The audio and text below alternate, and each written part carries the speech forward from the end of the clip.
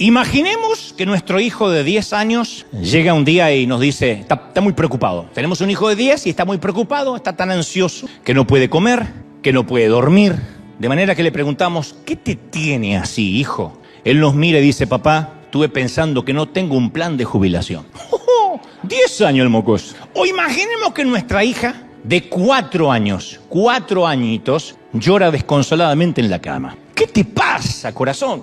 Y ella nos responde, estaba pensando que no voy a ser una buena madre. No, en estos 4 años de vida noto que soy muy culposa, demasiado estricta. O el rostro de nuestro hijo de 8 años está arrugado, lleno de estrés y nos confiesa, yo no creo que me vaya a graduar de la universidad. Entonces yo pensaba, en un caso hipotético, ¿cómo responderíamos a tamañas declaraciones? Yo creo que en primer lugar llamamos al psicólogo infantil y después nuestra respuesta sería muy enfática. Eres demasiado pequeño, sos demasiado chiquita para preocuparte por esas cosas. Cuando llegue el momento, vas a saber qué hacer. Creo que esa sería la respuesta más o menos de un padre, de una mamá medianamente inteligente. Le diríamos, cuando llegue el momento ya sabrás, te falta mucho para la graduación. Ni a la jubilación ni hablar, ni tu padre tiene jubilación. Ahora, por fortuna, los chicos no piensan esas cosas, pero desafortunadamente los adultos sí nos vivimos preocupando. ¿Y si llueve en mi boda? Si elegimos mal la fecha y justo ese día es el día que llueve acá en California, que se inunda todo, ¿estaré criando bien a mis hijos? ¿No serán unos delincuentes el día de mañana? ¿Y si me caso con un tipo que ronca como un rinoceronte? Que ya en la noche de boda hace... Es decir, pues era Homero Simpson. ¿Y si después de sufrir padeciendo esta espantosa dieta se descubre que la lechuga y el brócoli sí engordaban? Entonces, es una plétora de preocupaciones, ¿no? Un conglomerado de ansiedad que deviene, que termina en una vida incómoda, áspera, una vida iracunda, una existencia agria, ácida, arisca, esquiva, adusta, acerba, porque de pronto la vida se transforma en algo muy diferente a lo que soñábamos cuando niños. ¿Y qué hace la preocupación? Divide nuestra mente. La palabra bíblica para preocupación en el original griego es merinaus y está formada por 2 palabras, merizo, que es dividir, y nous, que es mente. De manera que la preocupación divide, literalmente divide nuestra energía entre las prioridades de hoy y los problemas del mañana. Lo que es peor, nos roba las fuerzas del mañana y nos envía a una docena de direcciones. Nunca estamos enfocados en nada, porque nos preocupamos sobre el pasado, qué dije, qué hice, qué no dije, qué no hice en su defecto, o sobre el futuro, las tareas del mañana. Y el resultado, insisto, es una vida con la mente dividida, que no es sana. La preocupación no es una enfermedad, pero caramba, que es el detonador de un montón de enfermedades científicamente comprobado. Problemas físicos, taquicardia, palpitaciones, sudoración, molestias digestivas, náuseas, rigidez muscular, cansancio, hormigueo, inestabilidad, cáncer, pérdida de apetito sexual, Satanás, y esas cosas. Digo que Satanás produce todo eso. Problemas psicológicos, inquietud, un agobio constante, ganas de escapar, de huir todo el día, inseguridad, incertidumbre, dificultad para tomar decisiones. ¿Estará bien? ¿Estará mal? ¿Será de Dios? ¿No será de Dios? Ese cansancio, ese agotamiento emocional, te viene de la preocupación. Enfermedades, no sé si enfermedades, patologías de conducta, bloqueos, torpeza, dificultad para actuar, trae una inquietud motora, dificultad para estarse quieto, que veo que muchos capaz que lo tienen, que cambian de nalga cada rato porque tienen esa dificultad de que no pueden prestar atención de las tantas preocupaciones. Ni hablar de los problemas intelectuales o cognitivos, que hay gente que tiene dificultades para concentrarse, falta de memoria, susceptibilidad, sensibilidad extrema, todo se lo toma personal, todo cree que los están ofendiendo a él. Por eso la preocupación es un hábito demasiado caro, demasiado costoso para pagar. No hay presupuesto emocional que pueda costear una preocupación de toda una vida. ¿Y uno cómo le hace frente a las preocupaciones? Porque existen. Bueno, podemos intentar, yo leía la historia de cierto individuo que se preocupaba tanto que decidió contratar a alguien para que se preocupara por él. Y encontró, porque siempre hay gente para todo, encontró un tipo que aceptó asumir su responsabilidad de sus preocupaciones con un salario de $200.000 anuales. Porque las preocupaciones eran serias, entonces dijo, bueno, te voy a pagar bien, $200.000 al año. Y después que el tipo aceptó el trabajo, la primera pregunta a su patrón fue, perdón, tengo una duda, ¿de dónde va a conseguir mis $200.000? Y el otro dice, qué sé yo, ese es tu problema ahora. Está bueno, ¿no? Yo qué sé. Pero las preguntas son así, caen como granizo. Ahí entendió tarde un poquito el chiste la señora, pero es el delay. Entonces, a veces sentimos un espasmo, ¿no?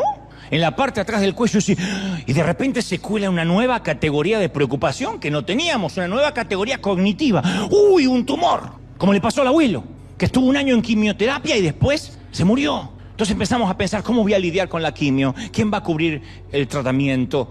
Y esos pensamientos nos succionan, nos vampirizan, nos drenan cualquier vestigio de paz. Nos cubrimos con la cabeza con la almohada y no podemos dormir. Y la pregunta es, ¿qué significa toda esa inquietud, ese miedo? Sencillamente esto no quiere decir que seamos estúpidos, estólidos, acéfalos, que no tenemos cabeza. Significa que somos humanos. Sería una falacia decir, porque somos cristianos, dejamos de ser humanos. Somos humanos. Y no significa necesariamente que estamos poseídos por demonios. Y fundamentalmente significa que seguimos siendo cristianos. Ese estatus no cambia.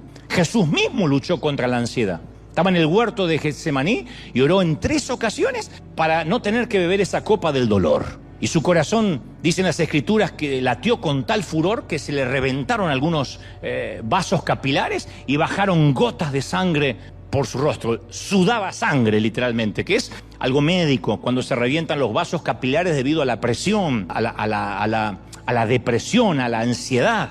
No es que estaba un poquito preocupado. Estaba preocupado de verdad. ¿Qué hace? Le confía sus temores al Padre y completa su misión aquí en la tierra. Ahora, no podemos nosotros vivir sin preocupaciones si eso le pasó a Jesús o sintió esa presión en varios momentos de su vida. Yo no sé si notaste que todos los medicamentos, especialmente aquí en la Unión Americana, para evitar las demandas, tienen muchas advertencias de los efectos colaterales, aun cuando hacen los comerciales de televisión. Ocupan más tiempo en decirte los efectos colaterales que lo que te va a curar el medicamento. Y es para librarse de las demandas, porque si tomamos la píldora y te sale un tercer brazo o te pone violeta, no puedes demandarlos. Y yo pensaba, ¿te imaginas si fuera así, ese fuera el protocolo o el procedimiento estándar en las salas de maternidad? Que llega un abogado, acaba de parir la mamá toda sudada, y el abogado le lee las advertencias al bebé. Aunque no las entiende el bebé, se libra de responsabilidad la ley porque se las está diciendo. Le dice, bienvenido al mundo de este lado del cordón umbilical. Ten en cuenta que la vida va a resultar en muerte, tarde o temprano. Así que bebé, no te ilusiones mucho. Nadie sale vivo de esta vida. Algunos individuos reportaron efectos colaterales como virus letales, agentes químicos, enchiladas picosas o terroristas. Puede pasar. El nacimiento podría incluir... Vieron que eso siempre está en el prospecto o detrás de los medicamentos. La vida podría resultar en encuentros mortales con terremotos, con huracanes, con conductores ebrios, con hambre, desastres nucleares, políticos latinoamericanos y chinitos al volante. Puede pasar. Otros efectos secundarios de vivir podrían incluir una pandemia inesperada, exámenes finales, un bullying despiadado en el colegio. La vida humana no es recomendable para nadie que no puede compartir el planeta con suegras metiches o que no puede sobrevivir a la música de Bad Bunny, Maluma y Arjona. ¿Qué sé yo? Podría ser. Ahora, no podemos, por mucho que lo intentemos, prever las preocupaciones de la vida. Aunque algunos científicos lo intentaron torpemente. ¿Sabes qué? En 1991, algunos de ustedes no habían nacido, otros ya venían de largo recorrido, 8 investigadores voluntarios se confinaron durante 2 años y algo en una estructura dentro de la cual científicos habrían recreado ecosistemas del planeta Tierra. El ecosistema artificial estaba en el desierto de Arizona. El experimento formaba parte del proyecto Biosfera 2 y el objetivo era comprobar si en un futuro los humanos podríamos vivir en circunstancias similares pero en colonias en otros planetas. O sea, esto que hemos visto en las películas realmente existió, esto de intentar una suerte de Big Brother científico. Y gran parte de la rutina de los biosferanos que vivían aquí se redujo a labores agrícolas. El domo contenía 5 ecosistemas dentro: un bosque tropical, un desierto, una sabana, un manglar y un océano con arrecifes de coral. Y los investigadores querían saber si esta biosfera con todos los ecosistemas de la vida de la Tierra, podía ser una especie de huerto del Edén en la Tierra. Llenaron la biosfera 2 con animales, vegetación, la tecnología necesaria para mantener las condiciones adecuadas. Dijeron, vamos a recrear, insisto, el jardín del Edén en interiores. Si podemos trasplantar un arrecife de coral, gestionar una granja, no contaminar la atmósfera ni el agua, reciclar nutrientes, se pueden aprender muchas lecciones de esta experiencia. Los biosferanos vivían totalmente aislados de cualquier problema, de cualquier preocupación en este domo o bóveda artificial. Obviamente, como querían replicar el huerto del Edén, no dejaron entrar la madre de nadie para que nadie tuviera suegra. Una suerte de gran hermano sin la presión del rating. Los científicos estaban fascinados. Y los que leímos la noticia sentimos cierta envidia. Porque ¿quién no anheló vivir en un lugar plácido, lleno de paz? Un lugar donde el banco no te encuentre para cobrarte mes a mes la hipoteca, donde no lleguen visitas inesperadas, ni nos metan en el grupo de WhatsApp de los padres del colegio. Es que fuera de la biosfera o de este tipo de biosfera hay muchas razones para que todos nos preocupemos, independientemente que seamos cristianos o no. El sol se descubrió que irradia rayos cancerígenos, los sistemas de refrigeración arrojan al aire partículas microscópicas que congestionan los pulmones. Las papas fritas tienen muchos carbohidratos, a pesar de que son deliciosas. Los vegetales tienen muchas toxinas. Entonces, para mucha gente la vida es una jungla, con algunos claros, como dije la vez pasada. Pero no una jungla con animales, vegetación, no, porque si no la cosa sería sencilla. Ojalá nuestras selvas se pudieran cortar con machetes, se podría atrapar a nuestros depredadores en una jaula. Pero nuestra selva está compuesta por temporales de salud que fallan, corazones que se quiebran, billeteras vacías, presupuestos que no alcanzan, panteones, salas de cuidados intensivos. Nuestra selva está formada por eso, por hospitales, por cortes de divorcio. Entonces no oímos el rugido de leones, pero oímos las quejas de nuestra familia, de nuestros cónyuges, de nuestros hijos, de nuestros padres, las exigencias de los líderes, de los jefes. Entonces nuestros depredadores son nuestros acreedores, los matorrales que nos rodean son las prisas que nos agotan. Vivimos apurados, no sabemos para qué, pero vivimos apurados. ¿Quién se para aquí a tomar un café? Hay países que dicen, tomamos un café y se detienen. Por lo menos en este país donde hoy nos convoca el Señor no tenemos ese placer. Hay una selva ahí afuera. Yo leía la historia de un hombre que va en un safari africano, en lo más denso de la selva, y el que guiaba el safari iba adelante, tenía un machete y se abría paso entre los matorrales, las inmensas plantas, y el viajero, que estaba cansado, que estaba acalorado, le preguntó molesto, ¿usted sabe dónde me lleva? ¿Dónde está el sendero? Horas caminando, ¿dónde vamos? Y el experimentado guía se detuvo, lo miró, le dijo, yo soy el sendero, usted sígame a mí. Y en la vida nosotros hacemos las mismas preguntas, preguntamos a Dios, ¿pero dónde está el camino? ¿A dónde va mi vida? ¿En qué va a devenir esto? Y el Señor, en lugar de darnos una respuesta, nos da algo mayor. Se da a sí mismo. ¿Hace desaparecer la selva? No. La vegetación de una vida es espesa. ¿Se deshace de los depredadores? No. El peligro siempre acecha. Vive lo suficiente y tendrás depredadores. Jesús no da esperanzas cambiando la selva, excluyendo la selva. Él da esperanza entregándose por nosotros. Y en Mateo 28:20 dice, yo estoy con vosotros todos los días hasta el fin del mundo. No te voy a dejar nunca. Yo estoy todos los días. Alguien tiene que celebrar más por eso, ¿sí o no? Todos los días. Ahora, querido, necesitamos ese recordatorio. Puede ser que lo necesites hoy mismo, ese recordatorio. Jesús está contigo todos los días. Ahora, tal vez no, porque siempre hay gente diferente. Tal vez tu vida es un oasis. Hay gente que dice, ay no, mi vida es un oasis. Muchos claros. Alguna junglita de tanto en tanto. Pero no va a preocuparme mucho. Hay gente que es así. Si ese es tu caso, te felicito por vivir en tu propia flatulencia emocional. Yo te felicito. O hay que aflojar con el Prozac. No sé, pero yo sé. Hay gente que es así. Ay, yo no me preocupo por nada. ¿Dónde vives? Donde me agarre la noche. Hay gente que es así. Dios bendiga esa biosfera privada y ese cerebrito hermoso si te pasa eso. Pero si eres como yo y vives en medio de una jungla, es mi obligación, al menos moral, decirte, no sabemos qué nos depara el mañana. El panteón, la cama del hospital, la casa vacía, puede estar a la vuelta de la vida, a la vuelta de la esquina. Y quizá transitamos un claro, pero podemos tomar una curva en el camino que nos deja otra vez en medio de la selva. Eso no es excluyente al cristiano. Modificaciones, transiciones, alteraciones, cambios, todo el tiempo. Nos bajan de categoría en el trabajo, nos mudamos de nuestro hogar, en el peor de los casos del país. le da nuestro trabajo a otra persona, un diagnóstico que surge de un examen de rutina, que nos cambia la agenda y la hace añicos en un santiamén.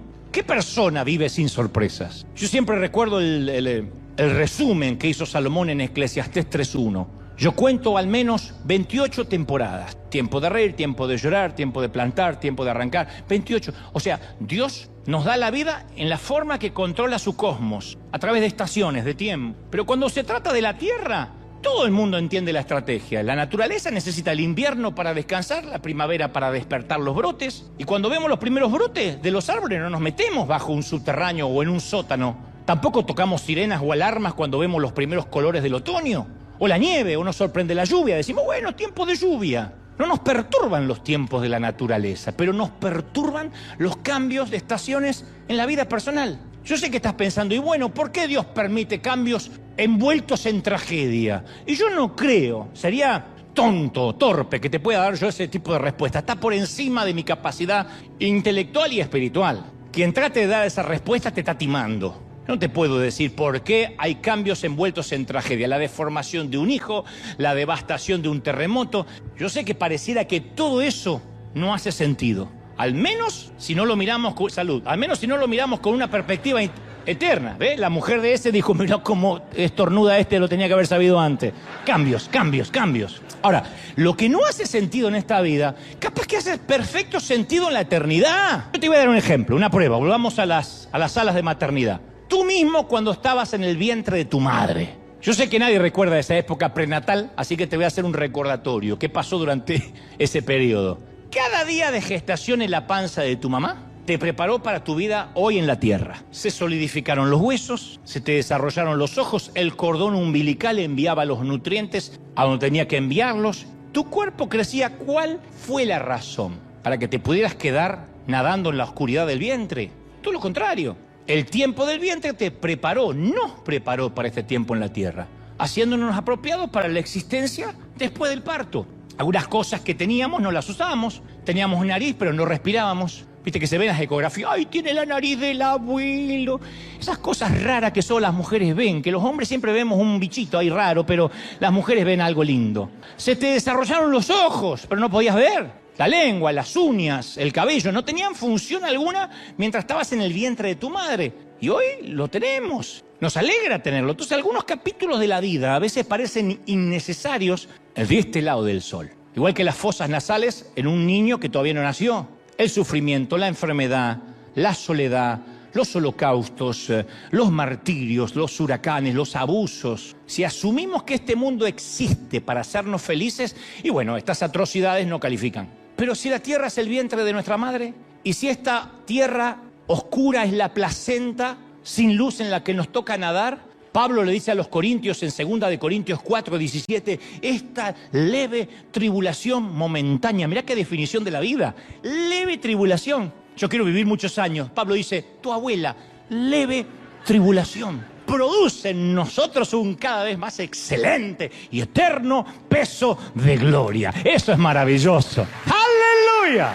Entonces vienen los tifones, las pruebas y nos ponen en crisis para corroborar nuestra confianza en el capitán. ¿Será que Dios sabe lo que está haciendo? Decimos, pero ¿podrá sacarme de esta? Porque esta es brava. ¿Por qué Dios permitió la tormenta? Mira, hace exactamente 23 años, en el año 2000, yo tenía un programa de radio que se emitía casi todo Latinoamérica. Y la demanda de programas creció tanto que decidimos grabar el show, o el máster de cada show, en un estudio profesional y de ahí replicarlo y enviarlo al mundo. Se replicaba en CDs. Algunos no tienen la menor idea porque son todos de Bad Bunny para acá, pero CDs era algo con el que escuchábamos música, luego del cassette, que de eso sí o sí no tienen idea. Bueno, algunos sí, pero nunca me lo van a decir. Así que alguien me habló de un estudio de los hermanos González, de los cuales uno de ellos era Gastón, quien hoy dirige nuestra música, nuestra alabanza. Gastón González era uno de esos dos hermanos. Ese día, como yo no conocía el lugar en el año 2000, un amigo en común se ofreció a llevarme en su automóvil. Dijo, no manejes hasta ahí,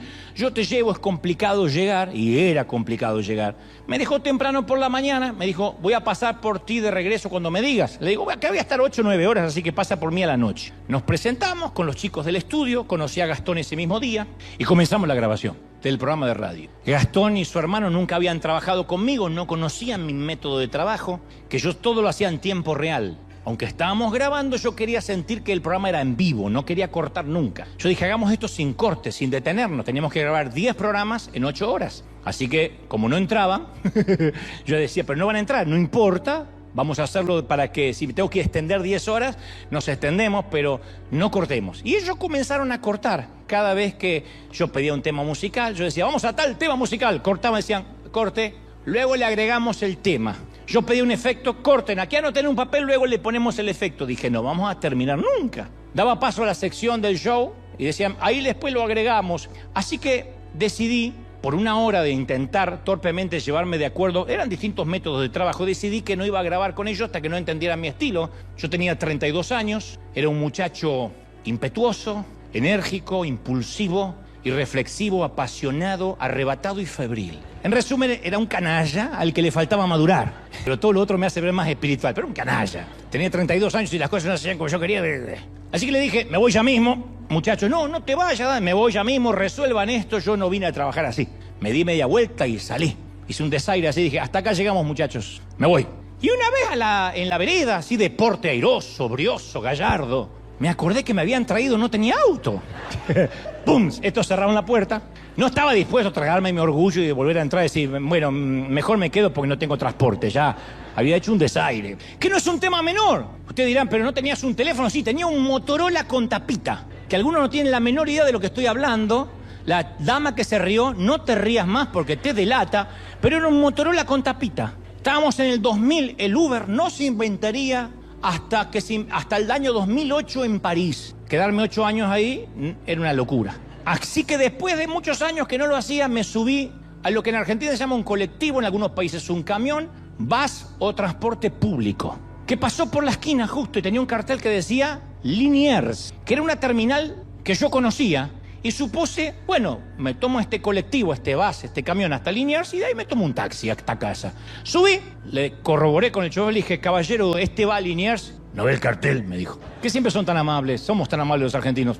Desde mi asiento, de inmediato, apenas hace una cuadra así, reconozco una famosa avenida, un freeway, una autopista que se llama General Paz. Y dije, tengo el favor de Dios. Estaba a la altura de una ciudad llamada San Justo y Liniers estaba ahí, digo, güey, esto agarra la General Paz, va directo a Liniers, de ahí mi orgullo herido y yo nos tomamos un digno taxi hasta casa. Y termina esta anécdota, nunca la voy a contar en público. Y para mi sorpresa y estupor, el bus, el colectivo, empezó a meterse en distintos barrios del conurbano bonaerense. Y cada vez que parecía que salía a la avenida, yo decía, ahí está, volvía a meterse en otro barrio a levantar más pasajeros. Y los 10 minutos programados de mi mente se transformaron en 1:15 y seguíamos dando vueltas ridículas. Y hasta ahí dije, hasta acá. Uno tiene su paciencia también. Cambié mi dominio propio por mi demonio propio. Me levanté e increpé al chofer. Dije, señor, la Biblia dice airaos, pero no pecáis. No pequéis. Yo no voy a pecar, me voy a airar. Dije, caballero, me parece una falta de respeto. El cartel dice Liniers. Eso estaba muy cerca de donde yo me subí. ¿Usted nos tiene dando vueltas hace 1 hora? Pierde tiempo cuando podíamos haber llegado hace 10 minutos si hubiésemos agarrado derecho por la General Paz.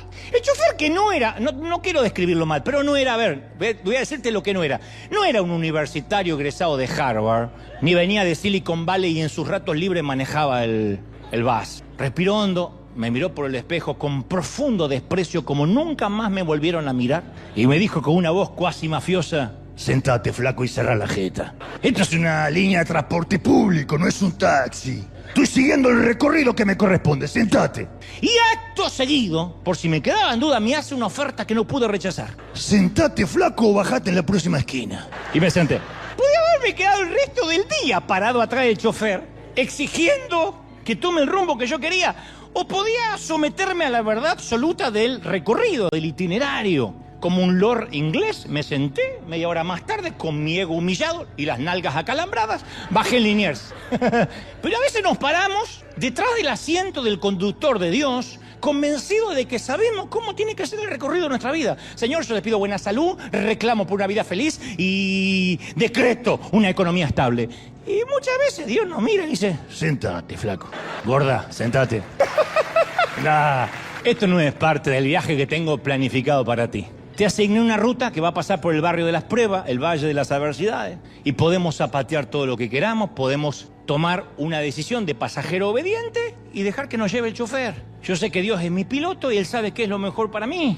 Jesús mismo le rogó a Dios que le asignara un itinerario distinto, una muerte sin cruz. Desde el huerto de Getsemaní, insisto, suplicó un plan B. No es posible una redención sin clavos. Lucas 22:42 dice: Padre, si quieres, pasa de mí esta copa, pero que no sea tu voluntad, sino la tuya. Y se le apareció un ángel del cielo para fortalecerle. ¿Escuchó Dios la oración de su hijo? Sin duda, tanto como para enviarle un ángel. ¿Libró a su hijo de la muerte? No. La gloria de Dios tenía preponderancia por encima de la comodidad de Cristo. Y Él sigue siendo el autor de todos nuestros itinerarios. Ninguna lucha se va a poner en el camino sin contar con su propósito, su presencia, su permiso.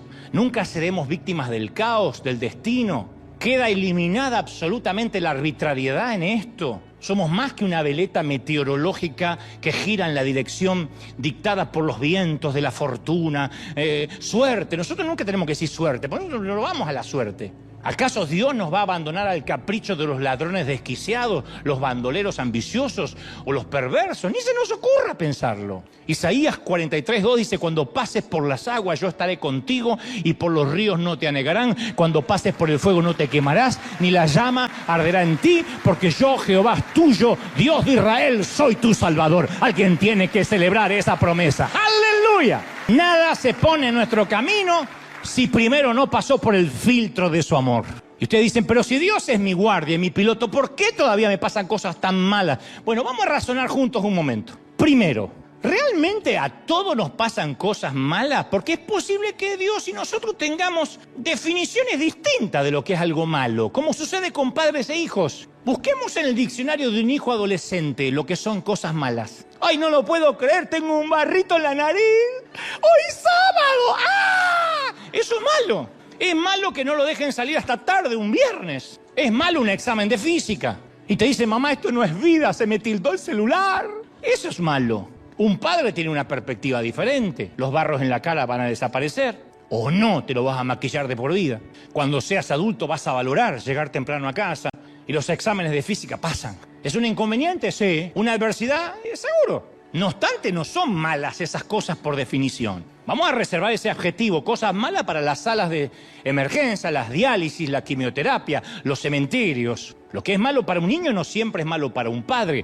Lo que tú y yo calificamos como un desastre absoluto, tal vez para Dios es el problema del tamaño de un barrito en la nariz. Para Dios dice: tranquilo, esto va a pasar. Él ve tu vida como cuando nosotros vamos a ver una película que ya vimos. Vemos que algo malo sucede, toda la sala del cine se queda sin oxígeno y nosotros ya sabemos cómo se desenvuelve la trama. Porque ya la vimos. Observamos todo sin ansiedad. ¿Por qué? Porque ya vimos que los chicos buenos van a terminar ganando. Entonces Dios ve la vida con la misma confianza. Él ya leyó nuestra historia. Él mismo escribió mi historia. Entonces cuando yo me preocupo, Dios dice: vas a pasar. Pronto nos vamos a abrazar. El pronto para Dios pueden ser varios años para mí. Vamos a darnos un abrazo y la vida entera va a pasar.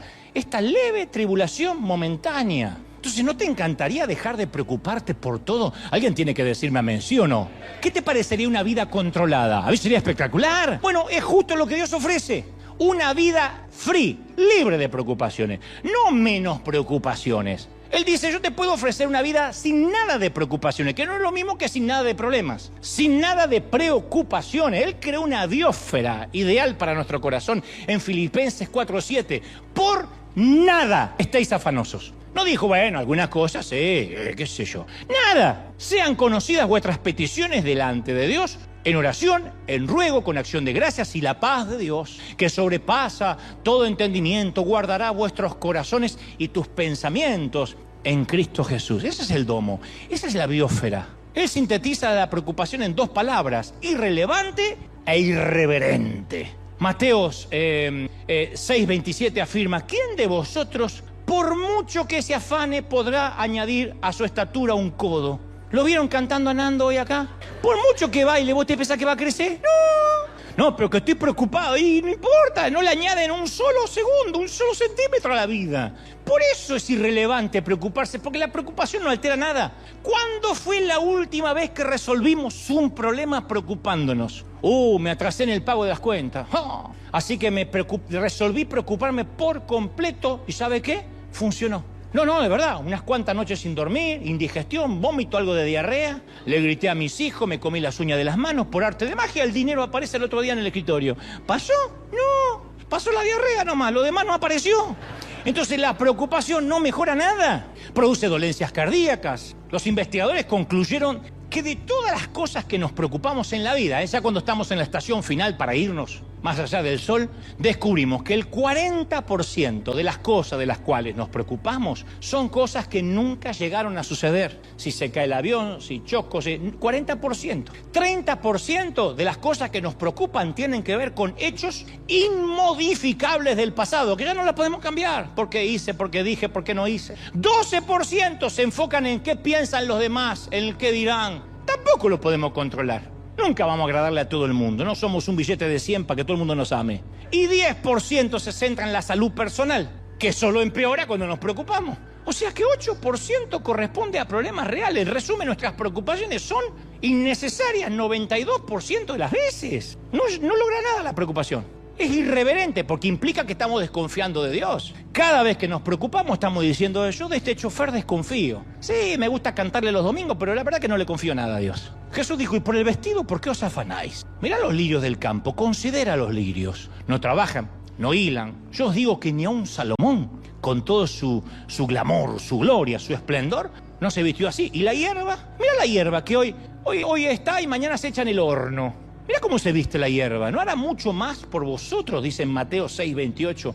Hombres de poca fe. Ya un poco alterado el Señor por la falta de confianza. ¿No dudamos cada vez que nos preocupamos? Sí, dudamos de Dios. Cada preocupación es una duda explícita ante Dios. Por eso Pablo dice, por nada estáis afanosos. En Filipenses 4:6. Nada, porque eso pone en tela de juicio nuestras creencias, nuestra línea del relato de lo que decimos de Él.